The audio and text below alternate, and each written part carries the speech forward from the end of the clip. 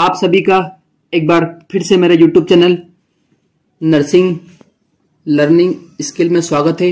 तो आज का हमारा टॉपिक रहेगा शॉक। शॉक क्या होता है इसके बारे में हम बात करेंगे।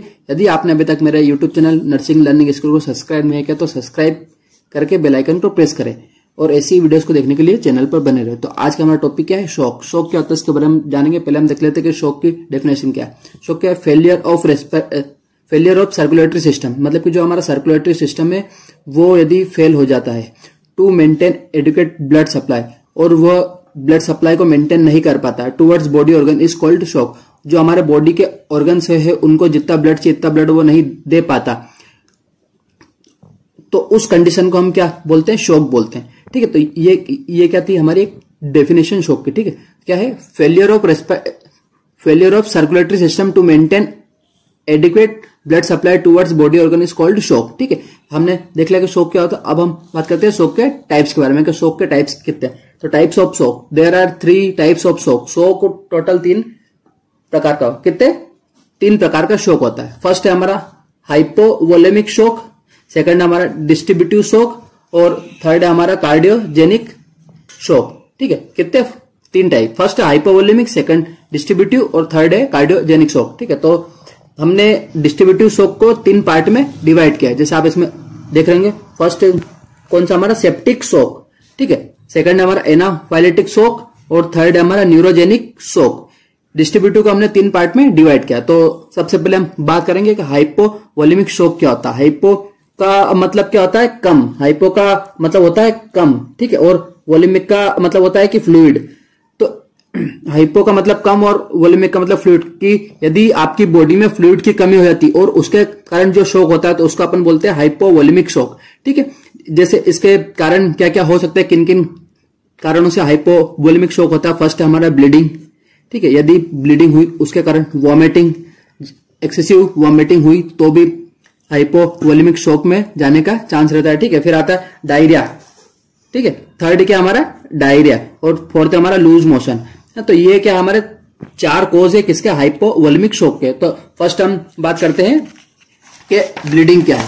तो आप इसमें देख रहे होंगे ब्लीडिंग क्या होती है, escaping the blood from the blood vessels, मतलब कि जो हमारी ब्लड वेसल्स होती है उसमें से यदि ब्लड निकल जाता है is called bleeding then cause shock, और उसके कारण जो शॉक होता है उसको हम क्या बोलते हैं, हाइपोवोलेमिक शॉक। यदि कहीं ना कहीं हमारी बॉडी में इंटरनल या एक्सटर्नल ब्लीड हो रहा है और उसके कारण हमारे जो ब्लड वेसल्स है उसमें से ब्लड रिमूव हो रहा है या एस्केप हो रहा है और उसके कारण जो शॉक होता है उसको अपन बोलते हैं हाइपोवोलेमिक शॉक। एक कोज क्या हो गया, हाइपोवोलेमिक का ब्लीडिंग। ठीक है, सेकंड हम बात करते हैं वॉमिटिंग। वॉमिटिंग क्या होती है, expulsion of stomach content through the mouth, मतलब कि जो भी आपके स्टमक में जो कंटेंट रहता है वो एक्सपल हो रहा है माउथ के थ्रू, मतलब कि जो आपका माउथ है या आपका जो ओरल कैविटी है उसके थ्रू जो स्टमक का जो कंटेंट है वो बाहर आ रहा है, तो उस कंडीशन को अपन बोलते हैं क्या, वॉमिटिंग।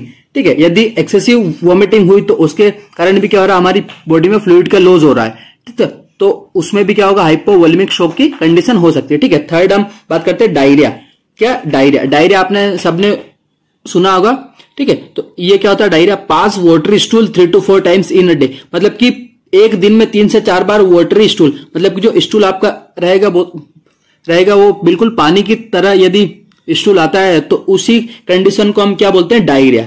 ठीक है, और इसके कारण क्या होगा, हमारी बॉडी में इलेक्ट्रोलाइट क्या होगा, इम्बैलेंस होंगे और उसके कारण जो शॉक होगा उसको भी हम क्या बोल सकते हैं, हाइपोवोलेमिक शॉक बोल सकते हैं। ठीक है, देन लास्ट है हमारा फोर्थ लूज मोशन।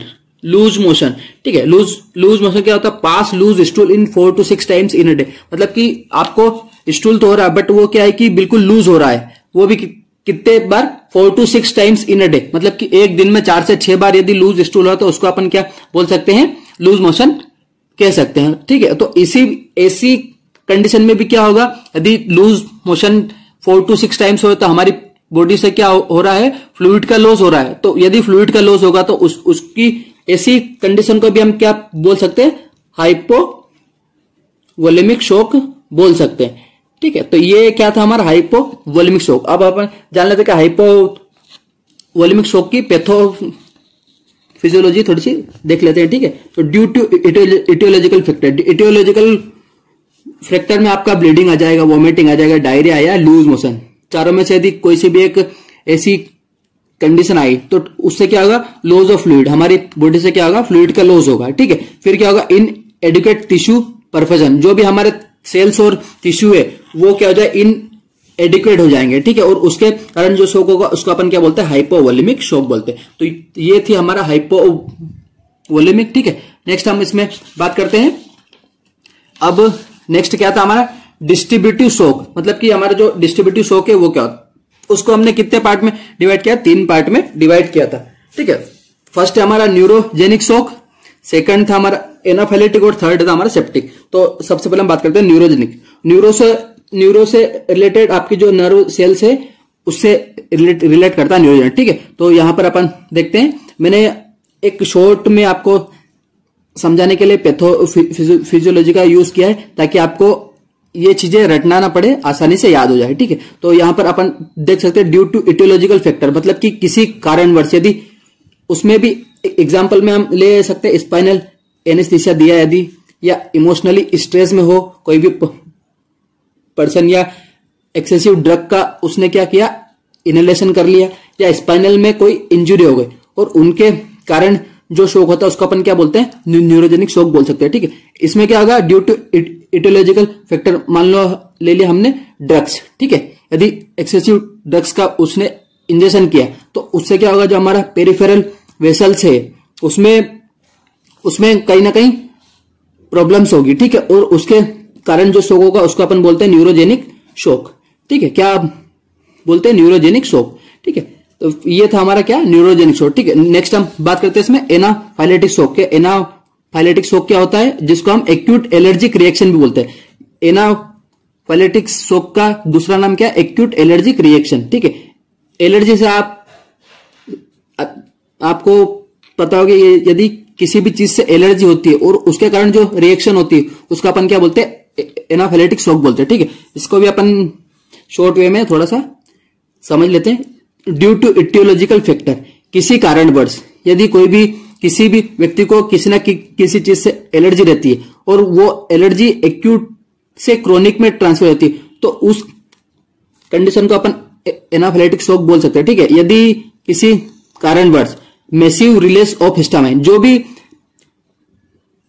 किसी भी चीज से यदि उसको एलर्जी हो रही है और वो क्या कर रहा है, मैसिव रिलीज कर रहा है, जो भी हिस्टामाइन है उसका वो क्या कर रहा है, मैसिव को रिलीज कर रहा है, ठीक है। उससे क्या होगा, जो हमारी वेसल्स है उनमें क्या हो जाएगा, डायलेशन हो जाएगा। जो हमारी वेसल्स होती उनमें क्या हो जाएगा, डायलेशन, और उसके कारण जो शॉक होगा उसको अपन बोलते हैं एनाफाइलेटिक शॉक, ठीक है। क्या बोलते हैं हम, एनाफाइलेटिक शॉक। तो ये क्या था हमारा, एनाफाइलेटिक शॉक या एक्यूट एलर्जिक रिएक्शन, ठीक है। नेक्स्ट हम बात करते हैं इसमें सेप्टिक शॉक के। सेप्टिक शॉक क्या होता है, सेप्टिक शॉक क्या होता है, ड्यू टू इटियोलॉजिकल फैक्टर, किसी कारणवश यदि, जैसे मान लो आप ग्राम नेगेटिव बैक्टीरिया के कारण क्या हुआ, रिएक्शन ऑफ बैक्टीरियल टॉक्सिन्स, यदि बैक्टीरियल टॉक्सिन से रिएक्शन हो गए, है ना। नेक्स्ट हम इसमें देखते हैं, फिर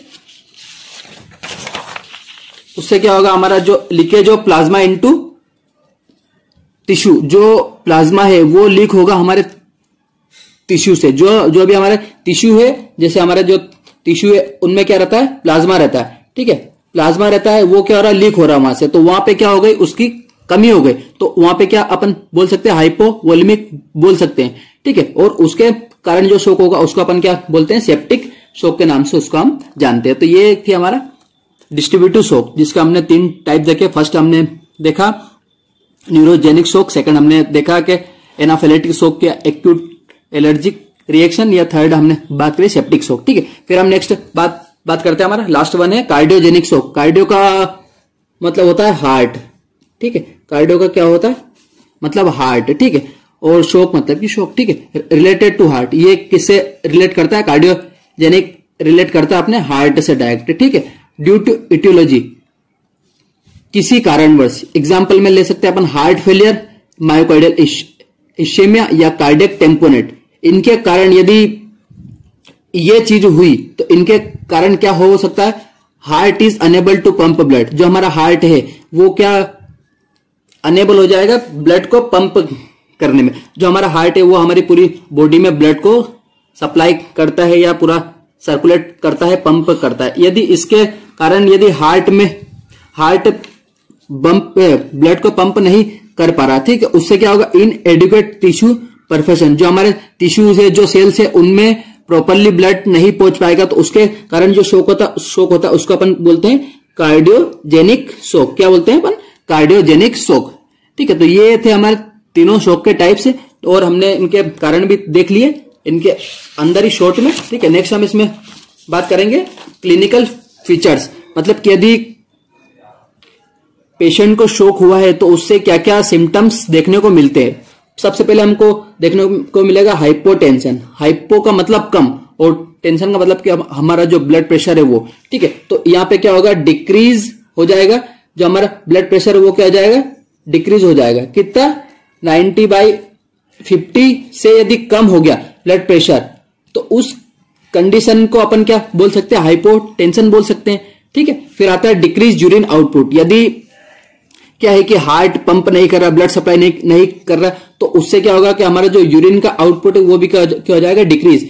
1 घंटे में यदि 30 ml से कम यूरिन आउटपुट आता है तो उसको अपन बोल सकते हैं डिक्रीज यूरिन आउटपुट। वो ऐसी कंडीशन में देखने को मिलता है, शॉक कंडीशन। ठीक है, फिर क्या हो जाएगा, कोल्ड स्किन। जो उसकी स्किन रहेगी वो क्या हो जाएगी, कोल्ड, मतलब कि ठंडी हो जाएगी। जो त्वचा है वो बिल्कुल ठंडी हो जाएगी। क्यों? क्योंकि यहाँ पे अपने को हाइपोटेंशन और यूरिन आउटपुट का क्या डिक्रीज देखने को मिला, जिसके कारण क्या जो हमारी स्किन वो क्या हो गई, पूरी कोल्ड हो गई।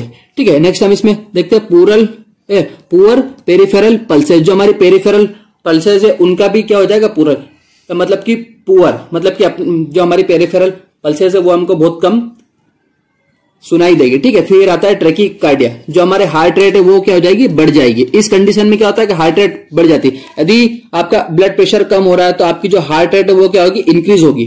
ठीक है, यदि ब्लड प्रेशर कम होता है तो हार्ट रेट इंक्रीज होती है, और यदि ब्लड प्रेशर बढ़ रहा है तो हार्ट रेट क्या होगी, आपकी डिक्रीज होगी।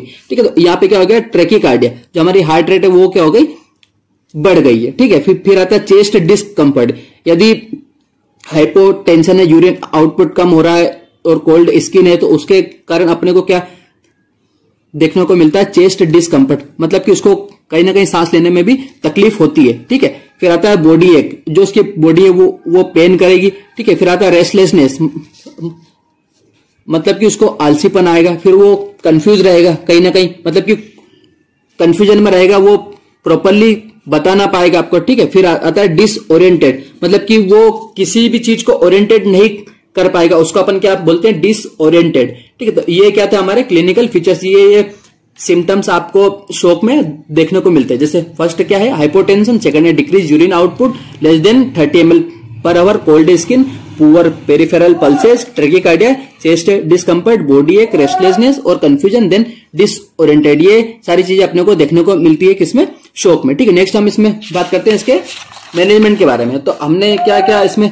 देख लिया, डेफिनेशन, टाइप्स और causes, then sign and symptoms तो हमने देख लिया। अब हम बात करते हैं मैनेजमेंट के। क्या हम मतलब कि जो भी शॉक वाले पेशेंट उनका क्या क्या मैनेजमेंट कर सकते हैं। सबसे पहले हम उनको क्या करेंगे, टू प्रोवाइड ऑक्सीजन। सबसे पहले उनको क्या देंगे, ऑक्सीजन, क्योंकि उसका जो चेस्ट है वो उसको डिस्कम्फर्ट लग रहा है या कहीं ना कहीं उसको सांस लेने में तकलीफ हो रही है, तो इसलिए हम उस प्रोवाइड करेंगे क्या, ऑक्सीजन, O2 प्रोवाइड करेंगे। ठीक है, फिर आता है vasoconstriction drug to increase blood pressure. ऐसे ड्रग्स जो कि हमारे ब्लड प्रेशर को बढ़ा देते हैं वो उसको प्रोवाइड कर सकते हैं। ठीक है, फिर आता है इन एट्रोपिक agent to increase cardiac contractibility, मतलब कि ऐसे एजेंट जो कि हमारा जो हार्ट है उसको उसकी कॉन्ट्रेसिबिलिटी को बढ़ा सके, मतलब कि जो उसका कॉन्ट्रेक्शन का टाइमिंग है वो क्या कर सके, इंक्रीज कर सके। ऐसे भी ड्रग्स हम उसको प्रोवाइड कर सकते हैं, इन एट्रोपिक एजेंट प्रोवाइड कर सकते। ठीक है, फिर आते हैं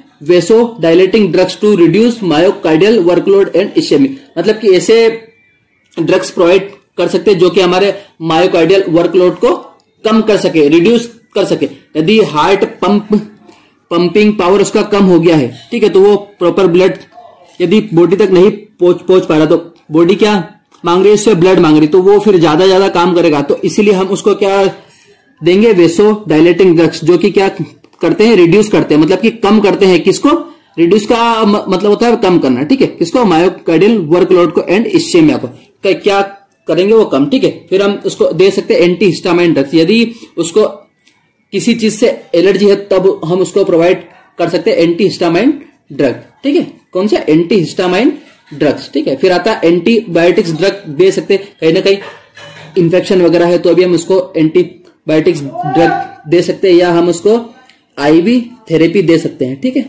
आईवी थेरेपी भी उसको प्रोवाइड कर सकते हैं, ठीक है। तो ये था आज का हमारा, क्या था हमारा, शोक क्या होता है इसके बारे में हमने देखा, उसके टाइप्स के बारे में हमने बात करी, उसके कॉजेस, सिम्टम्स, देन लास्ट में हमने बात करी पूरे मैनेजमेंट के बारे में। आई होप आप सभी को ये वीडियो अच्छा लगा। यदि वीडियो अच्छा लगा हो तो वीडियो को क्या करें, लाइक करें, शेयर करें और चैनल को सब्सक्राइब जरूर करें, और ऐसी ही वीडियोस को देखने के लिए चैनल पर बने रहे। और इस वीडियो में मैं आपको यही बताना चाहता था कि शोक क्या होता है प्रॉपरली, मैंने आपको शोक पूरे एक शॉर्ट वीडियो में समझा दिया है। आई होप आप सभी को वीडियो अच्छा लगा, तो वीडियो को लाइक करें, कमेंट करें, शेयर करें, और मेरे चैनल नर्सिंग लर्निंग स्किल को सब्सक्राइब करके बेल आइकन को प्रेस करें। और ऐसी मोर इंटरेस्टिंग वीडियो को देखने के लिए चैनल पर बने रहे। इस वीडियो को देखने के लिए थैंक यू सो मच।